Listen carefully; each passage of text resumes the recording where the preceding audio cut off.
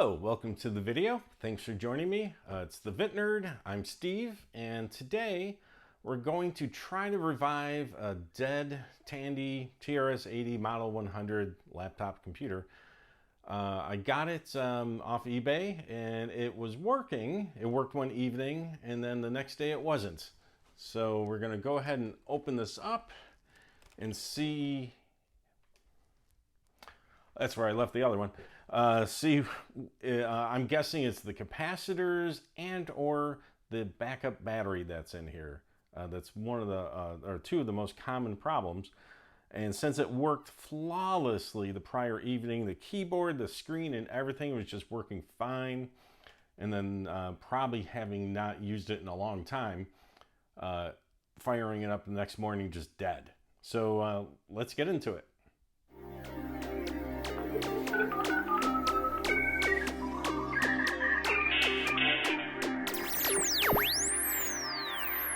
Okay, I've got this cap kit I got from Console 5. Actually, I got it from Arcade Shopper, who sold it. They had some other stuff I wanted, so I just got everything from them. So this is a complete cap kit for the TRS-80 Model 100 or 102. And the nice thing about the cap kits, and you can see here, it's just every capacitor in the unit. I don't have to go out to Mouser or Jameco or wherever and try to figure out which ones I need. I haven't even opened this up yet to see which ones are in there. So I don't have to do any of that. Just get the cap kit. The price isn't bad, and this way I don't end up, with 10 extra capacitors here or there, whatnot. And then I also bought the battery. And these, after 39 years is it now this came out? 83, yeah, 39 years. This battery's got to be toast. So nonetheless, I wanted to replace that anyways. So let's go ahead. If memory serves me, I think these screws are all the same. Whenever you take anything apart, you always want to compare the screws you take out, because it is kind of amazing. Sometimes the front ones are just shorter, or where they had to do something inside the machine to change the architecture, the plastic, the layout. They'll use a different size screw. And so far, all three of these are the same.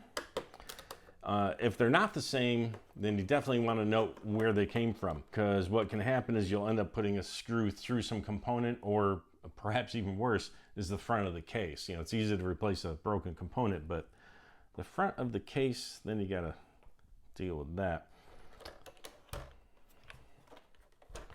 Let's see. Should snap open here. There we go. Just be gentle. Hopefully not, but you may break an old tab. But if you're slow and careful enough. Okay. Oh. These are not wanting to bend too easily. Well, let's take a look inside this thing. It came from the factory with 24K, and those look to be soldered in here.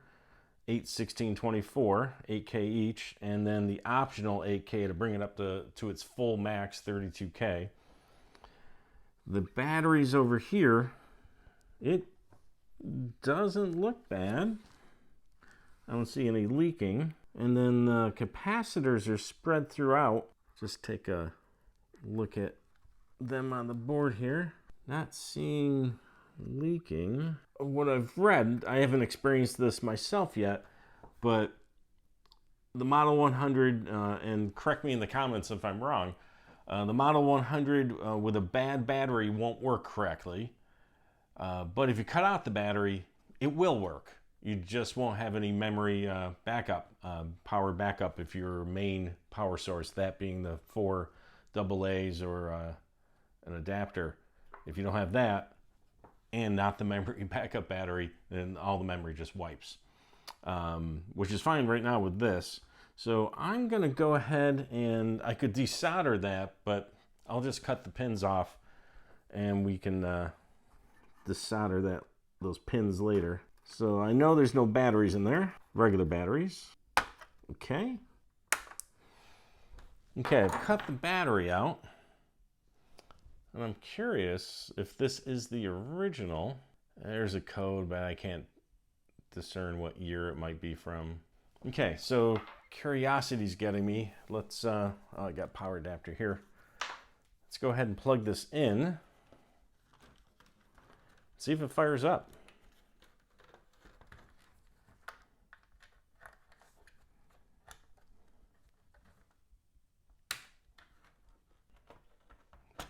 Nope.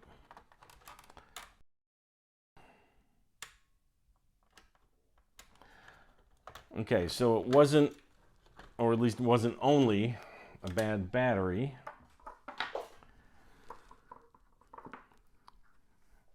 So I'm led to believe it's going to be one of these capacitors. Take another quick look around again.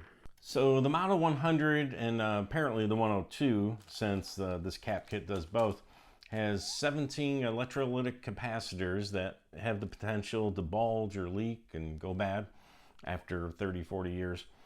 So we've got, let's see, 1, 2, 3, 4, 5, 6, 7, 8, 9, 10, and 11, 12, 13, 14, 15, 16, and 17 under the ribbon cable here. So speaking of that, let me go ahead, double check. No batteries, even though I checked before, I just have to check again. And let's disconnect this, this, these,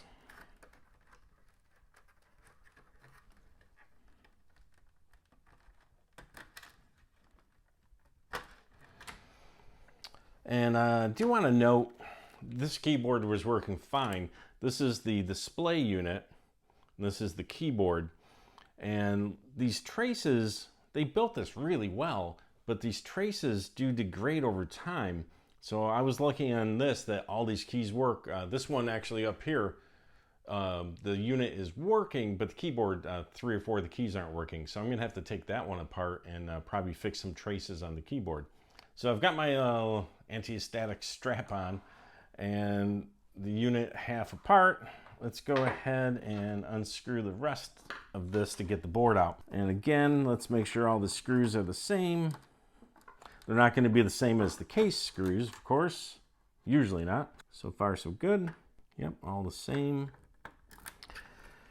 The center one here does have a bit of plastic and rubber, probably for holding the keyboard, give it a little more stability on there. So I'm pretty sure we'll have an easy time knowing that goes there in the center. All the same so far. Now I do have an electric screwdriver or even an electric drill, but I find with the old equipment, it hates that initial torque, pulling out a screw or putting it back in with an electric screwdriver. Not like it did years ago. It would work fine, but nowadays the plastic tends to break. So do it all by hand now. Okay, did I get all the screws? I know there's got to be another one somewhere. Oh, there's one right there. There's always at least one more.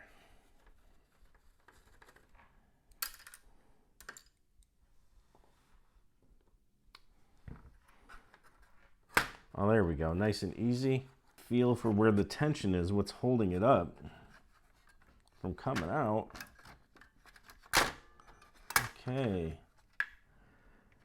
Well, there we go. And then this ground pin to the back metal here.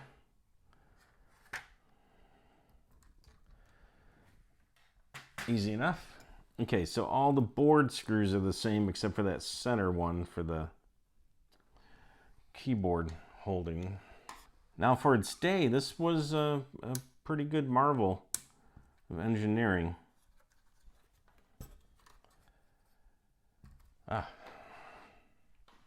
Excuse me.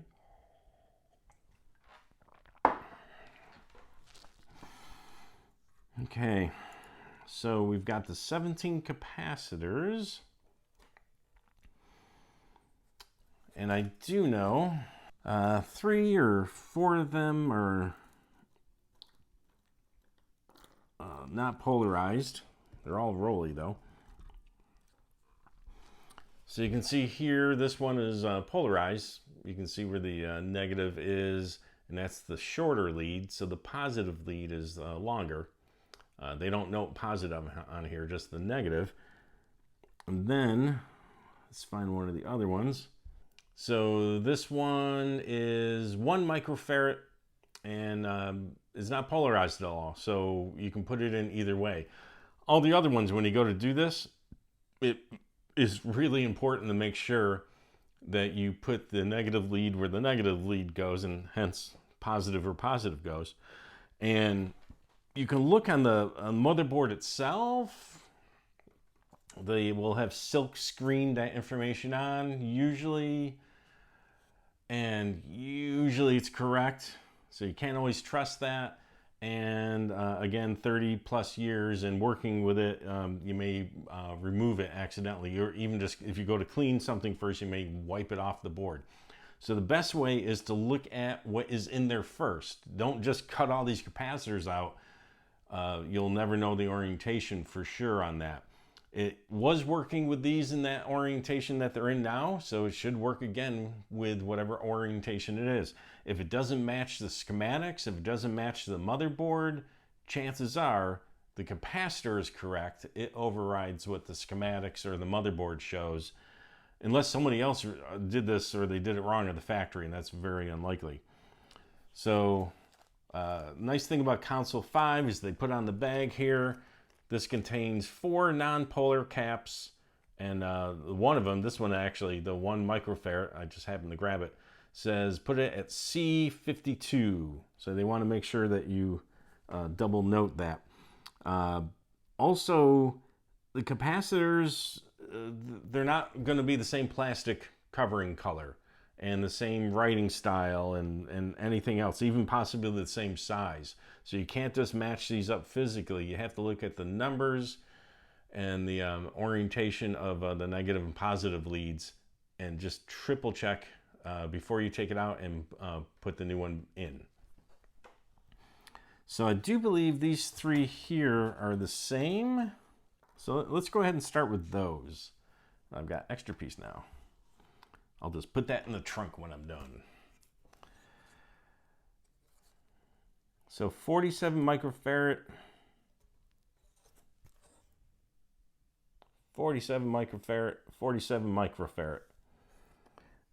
And there is no denoted negative lead on that. So let's go ahead, pop these in here. I'm seeing that these 3 look the same. Let's see if these are, yep, 47 microfarad.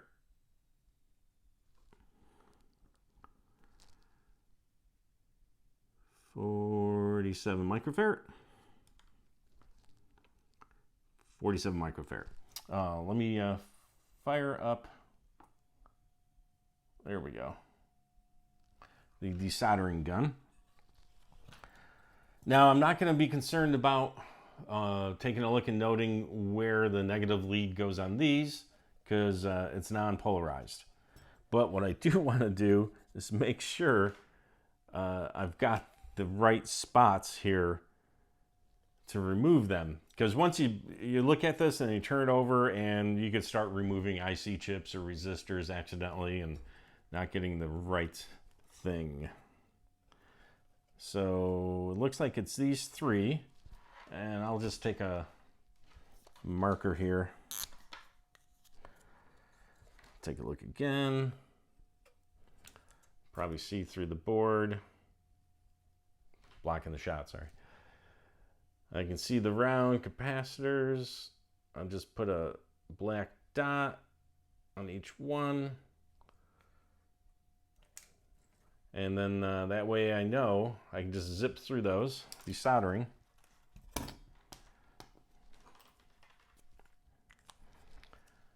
Now for these old machines, I've got my favorite soldering soldering iron here, and the soldering gun.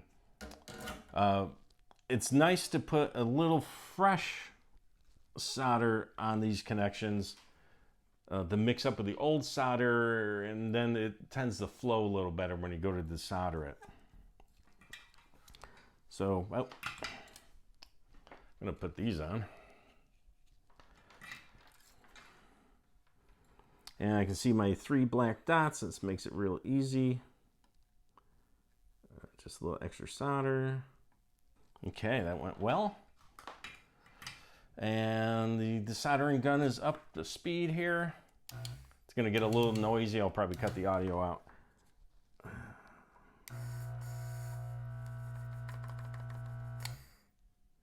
You just put it on, it's melting the solder, and the air is sucking out the solder. You can get those hand pumps. I've used those for years. This makes it a lot easier. And you just put it on and you wiggle it while the pump is going.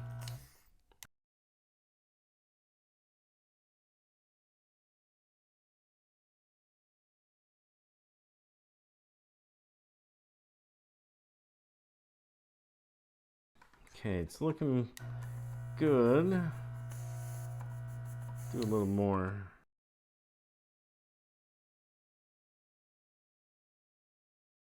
Okay, let's see if these are loose enough now.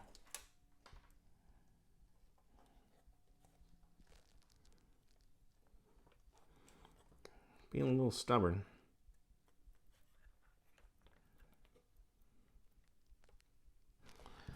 Okay, so what you can do is hold the one side, and as always with any of these, you want to use as little heat that you need, and keep it on there as little time as you have to, so you don't pull up traces or overheat something else. So if they're sticking a little bit, and this is, you can pull on the capacitor as you loosen up the legs. Wow, that one is being stubborn. Okay, I'm just gonna heat it up with the soldering iron.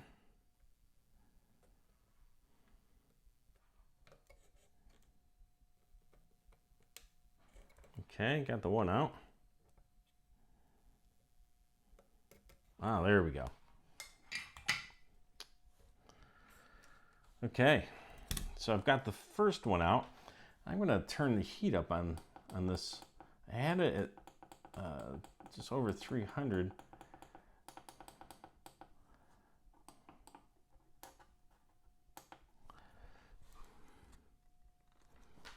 I can see through the one hole, and the other one's not bad. Let's just test that here. Yep.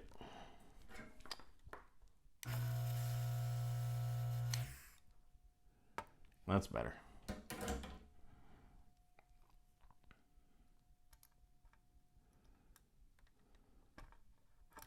Okay, so the new one goes in. So this is the one I just pulled out.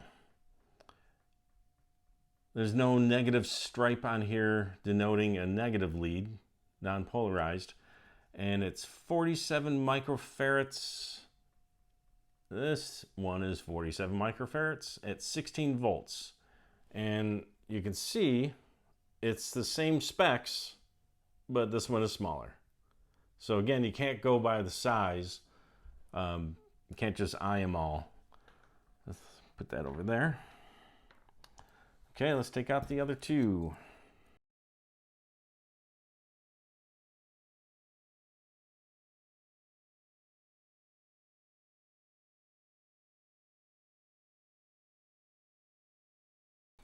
Okay, these wanted a little more heat before I put on the pump.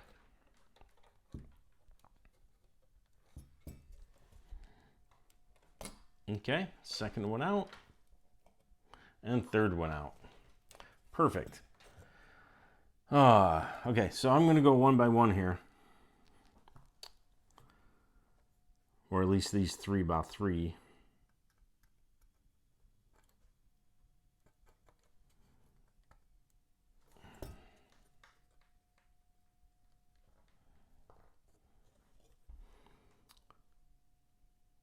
Yep, 47 microfarad.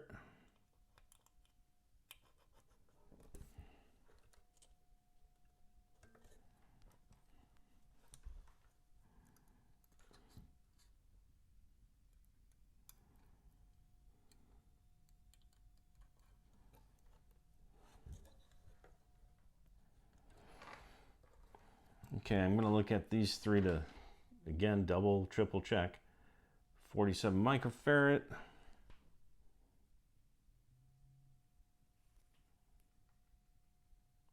$47 and $47.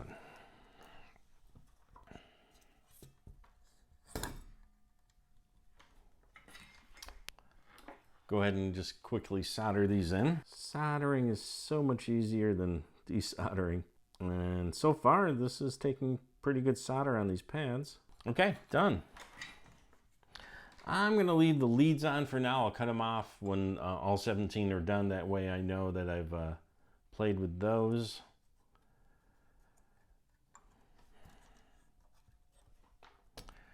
And as I'm up in this area, I'm going to go ahead and replace that battery now.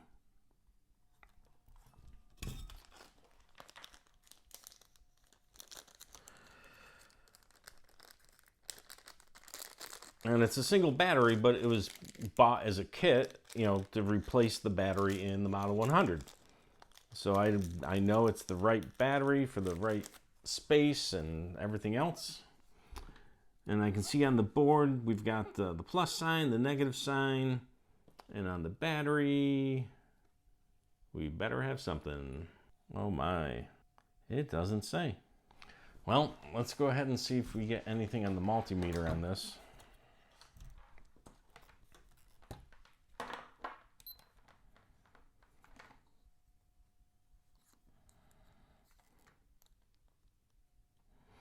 Okay, it's showing 3.3 volts. Assumably, that would make this the positive side.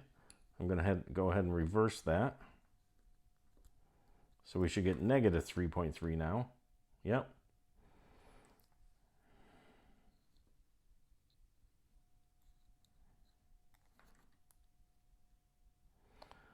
Okay, so this is the positive side, which is up right now. Go ahead and put a little plus sign on that. I'm a little surprised it wasn't noted anywhere. It's a terrible plus sign, but it is the only marking on the battery. Okay, first though, I have to unsolder the leads that are there. And again, got to look on each side to make sure I line up which one I'm desoldering. So there's that. Okay, I'm going to push the pin out the other side here. Maybe. Come on. You know you want to go. Okay. Nice. Nice and clean on this side and that side. So, again, plus, and on the board, plus is toward the front.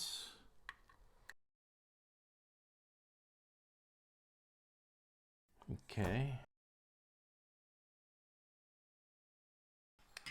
Well, new battery's in, and I do have this switched off. I'll double check on the back of the case here. Let's see, this goes this way. And up is off. And I'm dropping all the grommets here.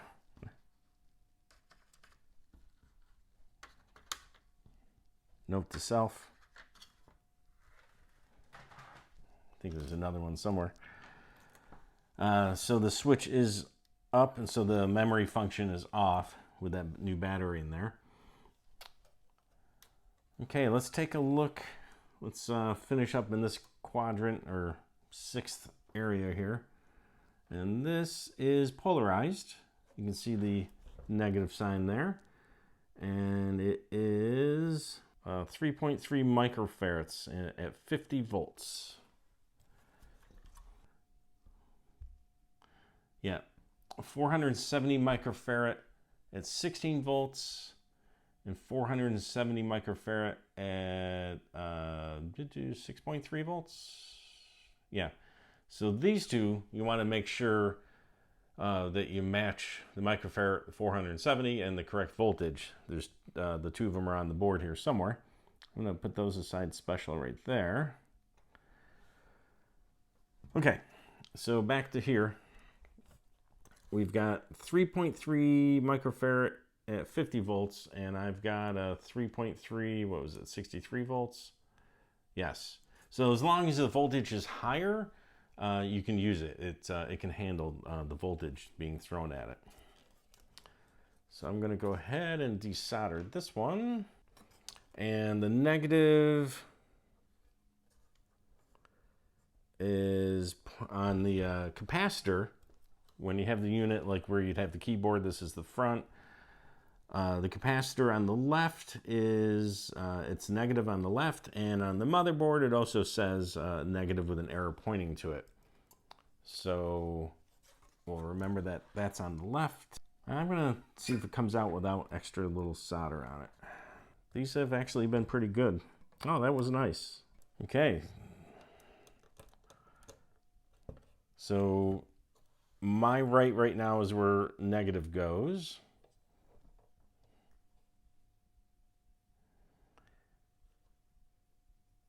Again, 3.3 microfarad and the right voltage, good enough voltage.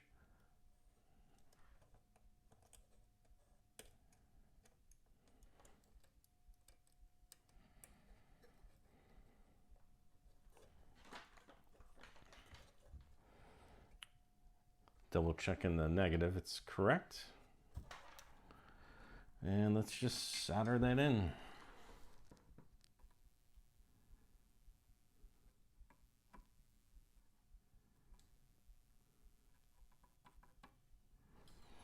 Okay, 4 of them are done. Did these. Let's go ahead with this one next, working my way counterclockwise for no particular reason. Just started out that way. Okay. 220 microfarad, 10 volts. First one I picked up. 220 microfarad, 10 volts. It is polarized. Negative, in this case, again, forward. It's always good to look at your board with the front in the way it goes when you're using it. So this is negative pointing to the back, and the motherboard also says it's negative, so at least that is correct. And I've got the negative on here. So double check where this is on the back side and desolder it.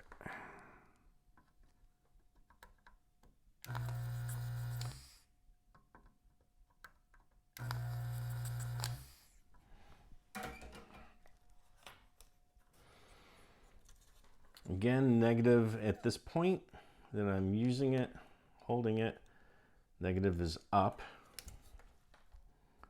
And a little bit of solder holding it on there.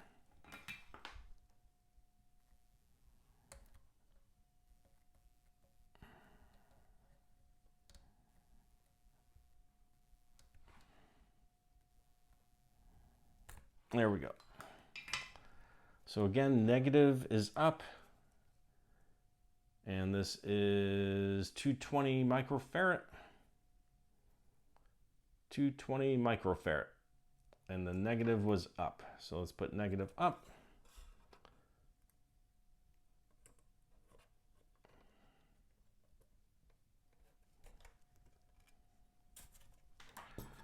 Go ahead and just quickly solder that.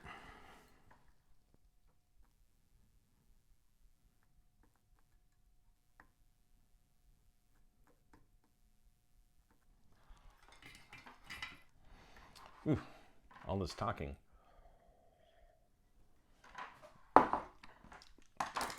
Now this isn't more talking than I usually do when I'm working on stuff, because I'm talking to myself all the time.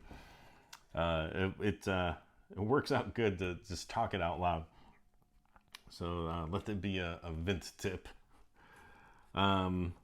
Okay, so I've got 5 more here. 1, 2, 3, 4, 5. These all look the same. Chances are they are, and they're probably these 4. I'm going to take one out. It is what it is, and we'll know what it is when we pull it out, because it is. I am looking at the 4 of them, and all they are polarized, and all 4 have the negatively towards the back. So again, the front of the machine here, and the back is this way, and all these are pointing to the back, and the motherboard is noted as those being the negative pins. So that's good to know that is working right. So let me look at one at a time here, which one it is on the board I am removing. Certainly looks like it's this right here. What's the worst that can happen? Melt some irreplaceable part, right? But chances are just unsoldering the wrong part. Trying not to do that. Okay, I feel it moving. I was having such luck with this coming out. This is a smaller one though. Smaller pads. Okay, one side is out and the other side is out. Let's just try to clean that up a little bit.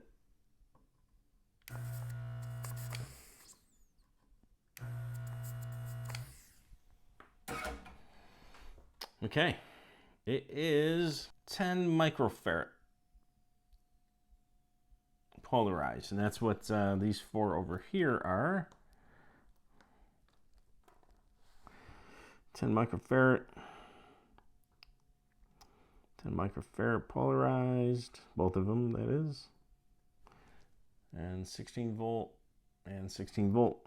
10 microfarad, 16 volt, 10 microfarad, 16 volt. So, yet again, we took out a larger capacitor and put a smaller physical size in with the same specs. And now this is the opposite. This is the one I took out, and a capacitor that's 3 times the size per by volume, it looks like. I'm sure there's space on the board for this. Oh yeah, it'll fit. It's just kind of funny.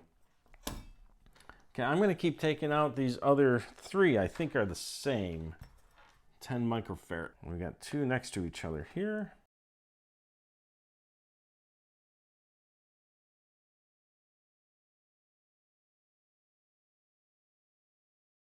Again, if you have trouble, put some fresh solder on it to mix it up. Just that 1 out of 3 of them here. Or, well, 1 out of 4 of them. 3 of them came off pretty good. That one still isn't. I'm going to work out this one capacitor.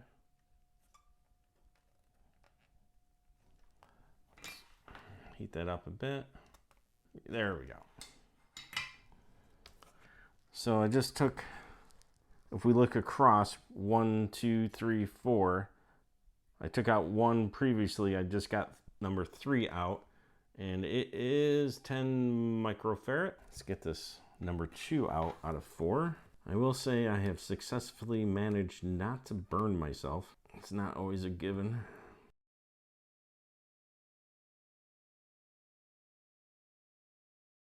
You are out. Doesn't want to give up. There we go. And again, this is 10 microfarad. It's right here on the bottom neck part. It's all warbled over the casing. And a little bit at the top as well. So 10 microfarad. The second one, number 2, pulled out. So 1, 2, and 3 have been pulled out in this little row I created all out of thin air.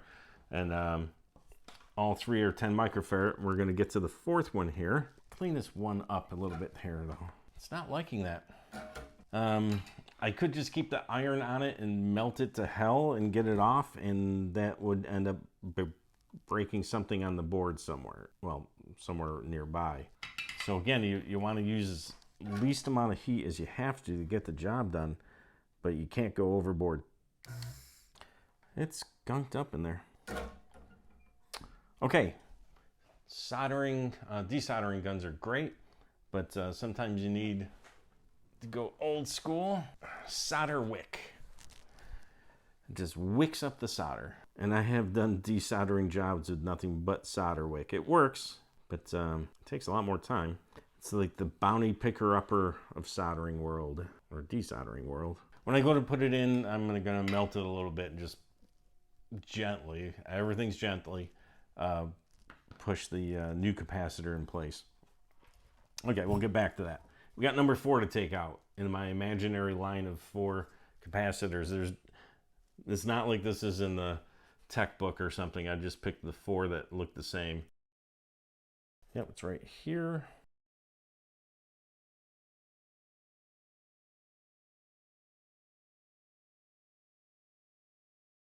Okay, same thing with this one. It's probably, since it's negative, it's probably on the ground plane.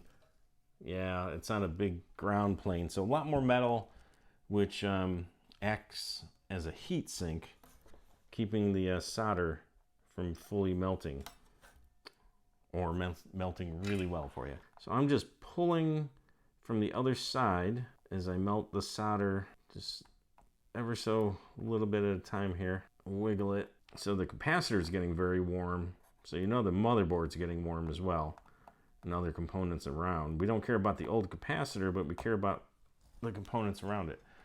Okay, got it out. 10 microfarad. Yep. So all 4 of those are the same in a row. And as we know, negative is up. I'm just going to pop these 4 in as best as I can, right? With negative going toward the back, or in this case, up. So negative and 10 microfarad.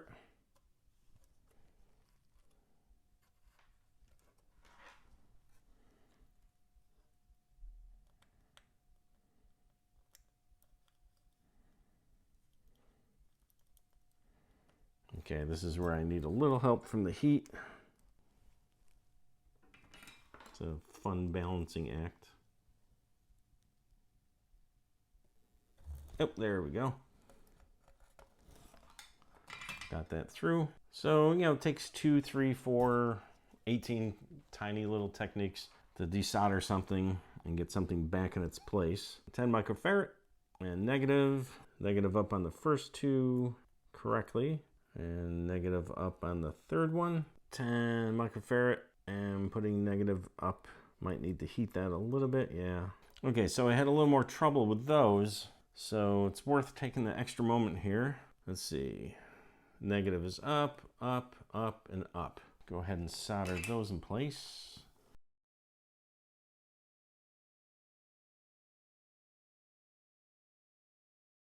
Okay, second one done.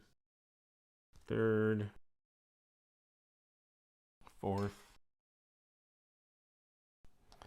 So over in this area here, which is near the modem area, and I can't remember what this section right here is. I haven't done this one here.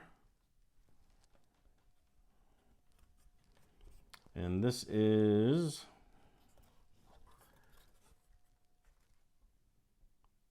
this is the 1 microfarad that is not polarized.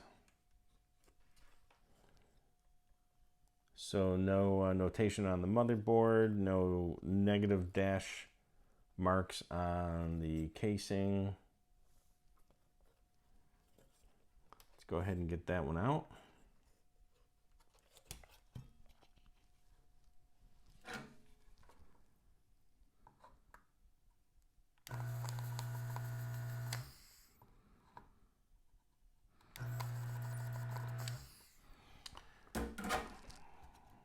Well, that one was like butter.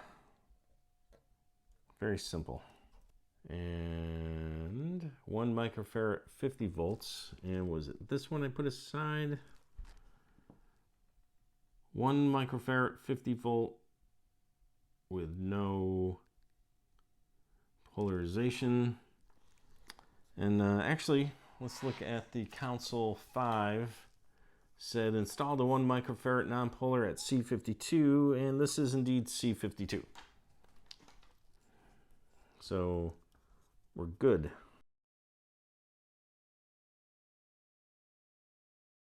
Okay, good. So now we've done 10. Yes. And we put in all the non-polarized capacitors. So all the rest are polarized, so they'll all have negative stripes on them, and we got to be extra careful, of course, to get them all in the right place.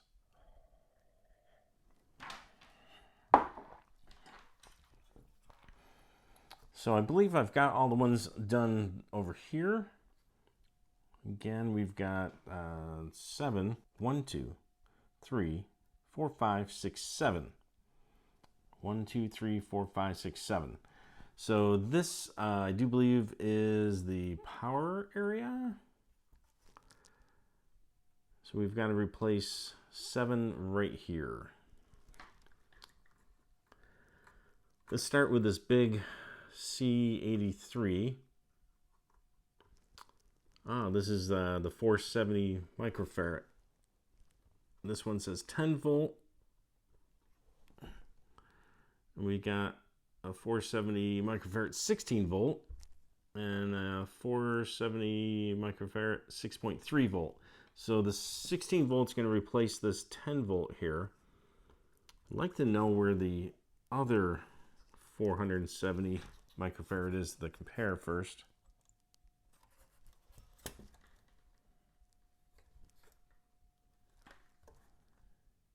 Oh, right here.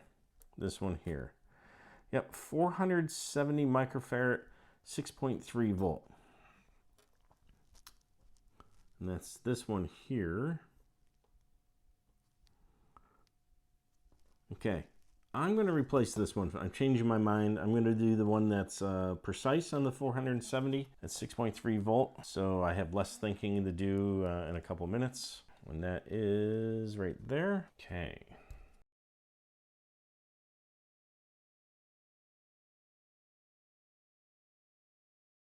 Put a little fresh solder on that. Okay, it's right there. Okay, I'm gonna heat it up and pull it from the other side. Okay, got that to move. Again, if you can see here, the big ground plane, and that's, well, you can see that actually negative is on the top, the ground plane is on that side for that one. So I should have noted the ground is up on this. That side is out. Yep, there we go. So negative was up, properly noted on the motherboard as well. Now, if you're doing one of these on your Model 100, I don't know what production changes they made from time to time, so don't just go by this video that the negative is up here and here and here, or that it's marked correctly on the motherboard. Perhaps it's marked wrong on yours and they corrected it on mine. This one's going to be a little rough as well. I might have to go ahead and push this through as I heat it up as well. A lot of large traces that act as heat sinks. Let's get the old ones out of the way here. 470 microfarad, 6.3 volts. And in this case, this one's much smaller. 470 microfarads, 6.3 volts. Yep. Let's get the positive lead down here. And it's a longer lead, so it's going to go in first after I heat this up. There we go. Perfect. Do the negative. Again, on my board, the negative being up. Come on. There we go.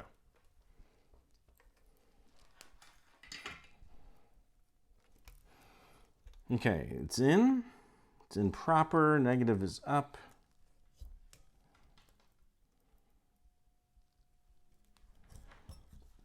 Solder it in place.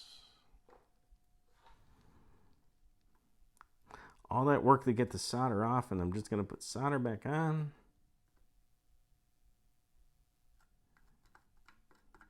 Well, there's something. 40 years later, we're still using solder to put these things in and out.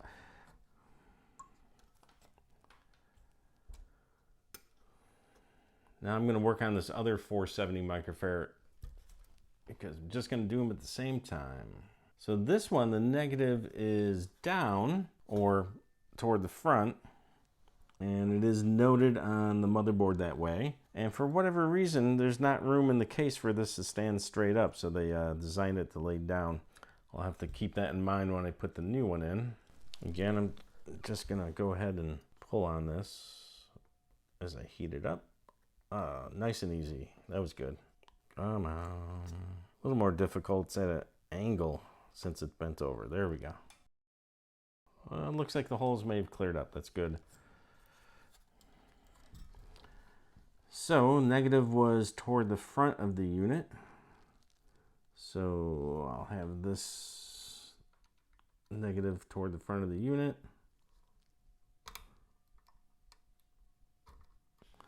But I need to bend this down flat. And you can see the silk screening on the motherboard. They've shown where it's laying flat and what the spacing is allowed there.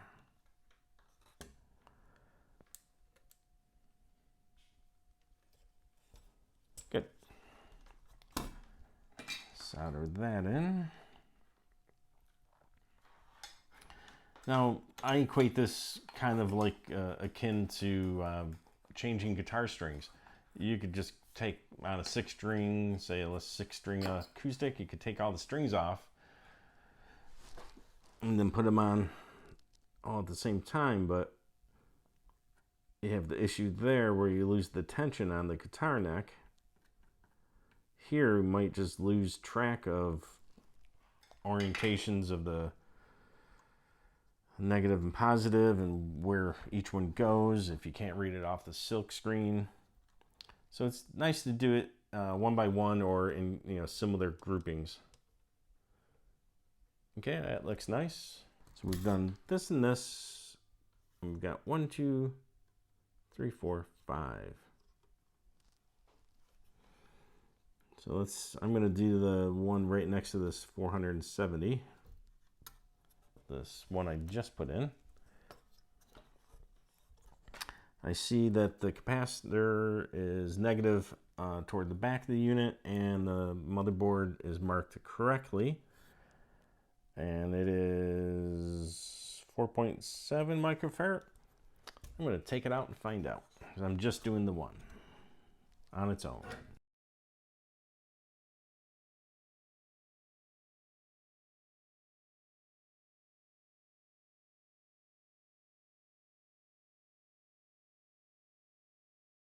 There we go. Man, I was focused on that one. Okay, this is C82 on the board, and it is a 4.7 microfarad. So all the ones left are all different than each other. So 4.7 microfarad, 25 volt, and this is a 50 volt replacement, which is fine. And the negative was up, and just like the motherboard is showing.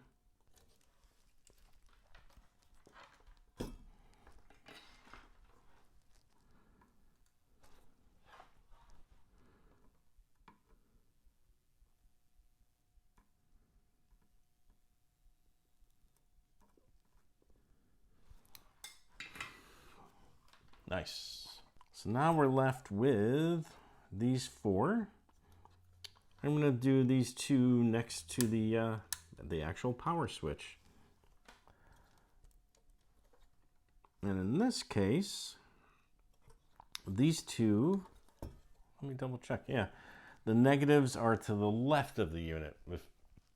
If I'm not mistaken, that's the first ones that were to the left, or was this one? Oh, this one was to the left as well. So these negatives are to the left. And a little hard to see the silk screen. I think it is denoting that correctly for me. So let me take out the top one.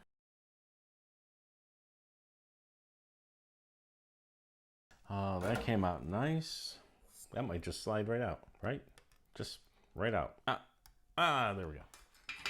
Okay, so again, one at a time, because I don't know what either one of these is, or are. This is the 0.47 microfarad. 0.47 microfarad, 50 volts, good. And that's negative was to the left, and it is noted as such on the motherboard.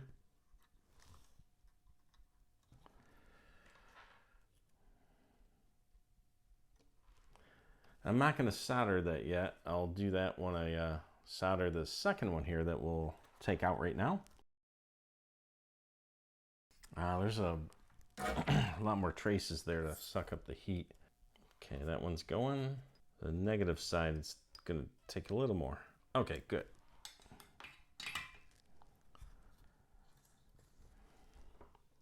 It is 100 microfarad. Is it this one? Yep.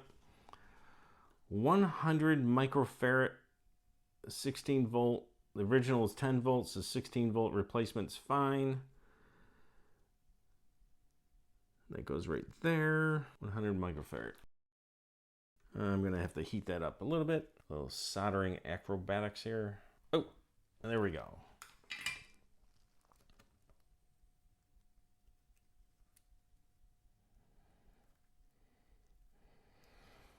Okay, let's solder these in.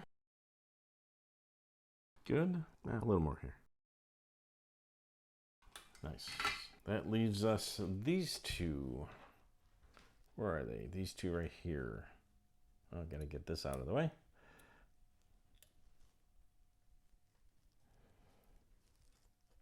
Okay, this one, and this one. I'll do this one first. On this one, negative is up, and it looks like the motherboard denotes that. So I'm going to take that one out right now by itself. That's right here, right near the other lead. Okay, I'm going to use some new solder on this. The two of them didn't budge too much, or at least it didn't soak up enough solder there. See if that's maybe clogging up. Okay, same thing. I'm gonna have to wiggle that out a little bit using the other iron. I could do this with the desoldering iron, but it doesn't have a pinpoint point on it. Pinpoint tip, since it's got a big hole in the middle. Ooh, it's getting warm. Okay, so the negative was toward the back, as it's on the motherboard noted as, and this one is 1 farad. I've got a 50-50 chance, which I think this is the one. Oh yes, okay. 1 farad at 50 volts. These are both 1 farad at 50 volts, but the new one is 2 or 3 times the volume size. Okay, 1 farad. This is going back in here somewhere. Here we go. And the negative is up as it's noted on the motherboard. I only did 1 capacitor at a time with this one, so there's only 1 space to put it. Oh, that was good on that side. Okay, good. Okay, that's good. That leaves 1. And at least the way I do it, everybody's got their own thing. All the capacitors I replaced still have all the leads on them uncut, so I'm not going to accidentally desolder the wrong one second time. So I've got this one last capacitor right here. Matching it up on each side of the board. It's going to be that right there.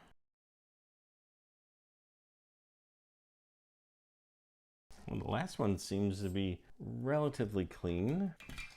Desoldering it here. Come on. When you talk to it, it always goes better. Okay, almost out. There we go. It's like pulling a tooth, only not as much fun. It's possible this one leaked. This might be the culprit. I'm going to want to clean that up. All the other pad areas on this motherboard, when I removed the capacitors, looked fine. This one, it is not fine. Kind of messy. And then just pulling out this the last capacitor, right? Number 17. And the board is dirty. So I'm going to remember that it was to the left for the negative, as it's noted on the motherboard.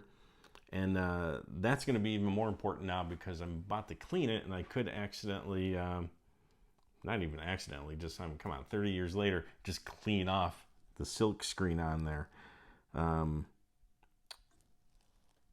And of course, it's 30, look, I got the right one. I picked the right last one here. 33 microfarads. Let's put those right there. And I'll be back in a second, which will be a lot quicker for you. Okay, there you are. I've gone and been back. So definitely took a closer look at this. It's I don't want to say it's ugly, but it's not pretty. Let's go ahead and try to get some of the crumbs off. That acid. Put a shot up here showing what this area looks like as I took out that capacitor. And I just checked the new good capacitor and the old one against the DSR meter here, or ESR meter. And the new capacitor, of course, comes up pretty good. The old capacitor was just dead, zero, no reading. I could have checked that in line, but I wanted to replace all the capacitors anyways. Oh, that's cleaning up nice. Just some iso alcohol here. And trying to have it drip down the shortest distance to the paper towels here, so it doesn't carry all the contaminants through everything else. As long as you use good alcohol, this is 99.9%. You can use as much as you need, let it drip off, and let it dry, of course, before you power anything up. It's looking good. A little on this transistor. See how the connection on that transistor on this side is. That looks good.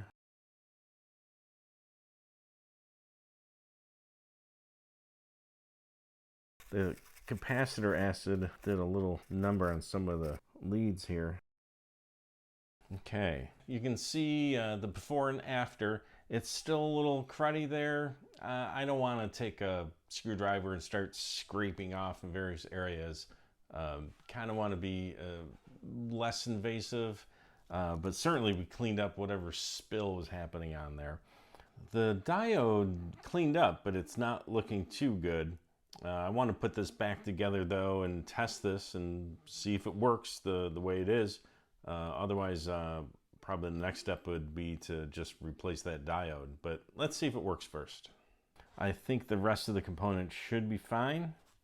If not, there's another reason to open it up later on, right? Hopefully not. So I'm going to go ahead and let's put in this last capacitor. Sometimes you could poke from the other side if something kind of got stuck in there.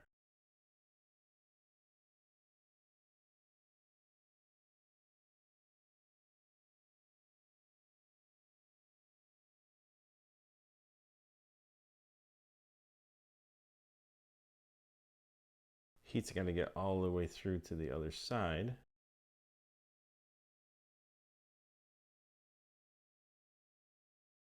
Okay, I'm going to poke from the other side here. It's not the side I want to install the capacitor, but I should be able to poke through whatever's blocking the hole.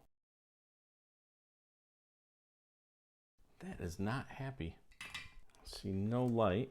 I've got a hole in this side. I'm trying to think what I can grab here other than the good capacitor. How about this bad one?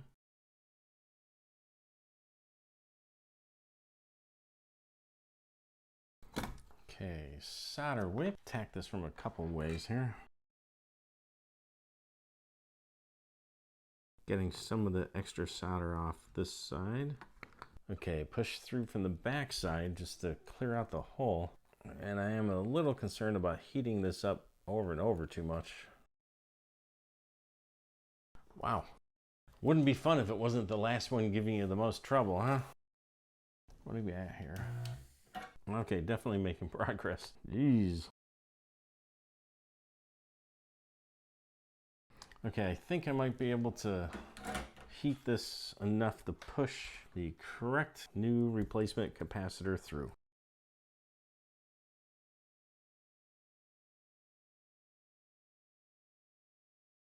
The negative goes to the left, as noted on the motherboard as well. Try to twist it in a little bit. Okay, it's like halfway in the hole. And there we go, success. Okay, so we kind of got distracted, so let's triple check here. We're looking at the last capacitor. So we got the right microfarads, right? There's nothing left here. Negative is to the left, as noted on the motherboard as well.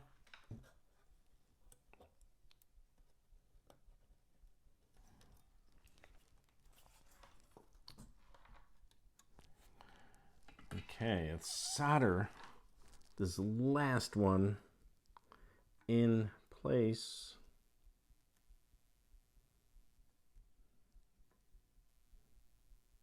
Poof, and it's gone. No, it's good.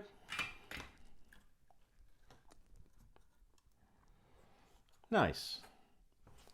Now, since it's all done, now I'll go ahead and cut off 17 capacitor leads that have 2 each, so 34. So 1, 2, 3, 4, 5, 6, 7, 8, 9, 10, 11, 12, 13, 14, 15, 16, 17, 18, 19, 20, 21, 22, 23, 24, 25, 26, 27, 28, 29, and 30, 31, 32, 33, 34. Now, as you go through and cut those off, as you saw, you got to kind of move them to get the cutter in place. And take a note at your soldering joint as you do that. If you happen to see it shift or move at all, it shouldn't go anywhere. So if you see it shift or move, perhaps you got a cold solder joint or the trace is coming up off the motherboard. Hopefully you don't have that problem. If you do resolder the cold solder joint, if the trace is coming up, you may need to run a jumper wire from that point to wherever it's leading to. That is a viable fix on these things. This is good. Okay, I'm back. Let's see, make sure, for sure, it's gonna work. Okay, change that around a little bit.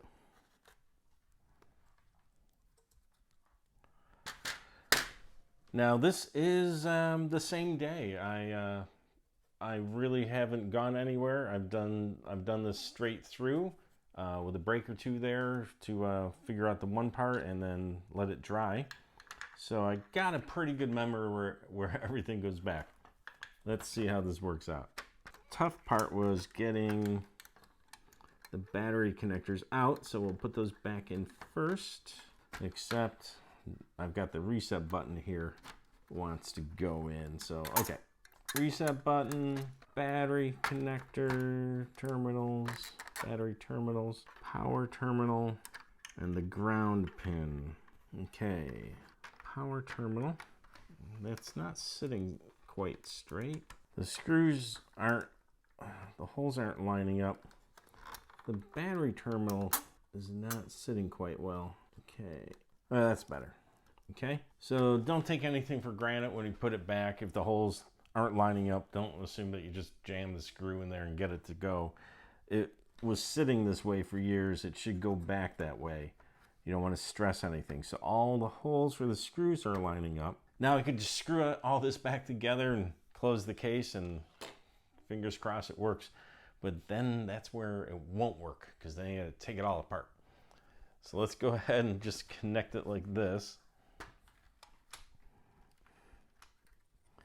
This will be easier first. And usually everything just lays the way it's going to go. And hopefully it's keyed. These are keyed, meaning you can't put it in backwards.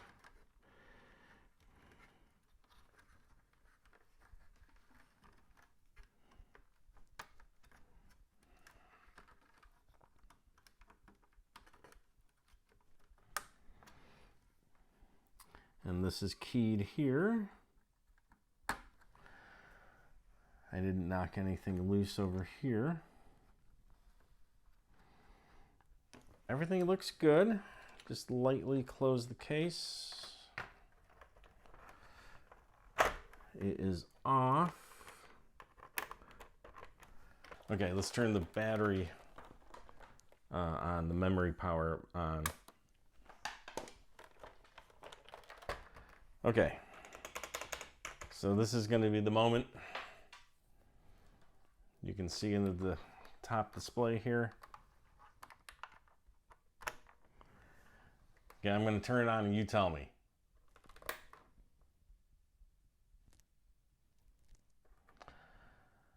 Oh, no.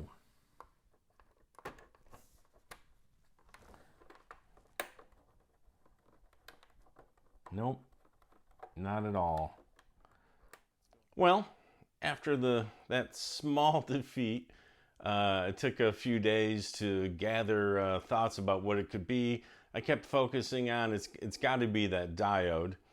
So I wanted to take a break from it and get back to it. And luckily, I was able to find an exact diode that goes in that area.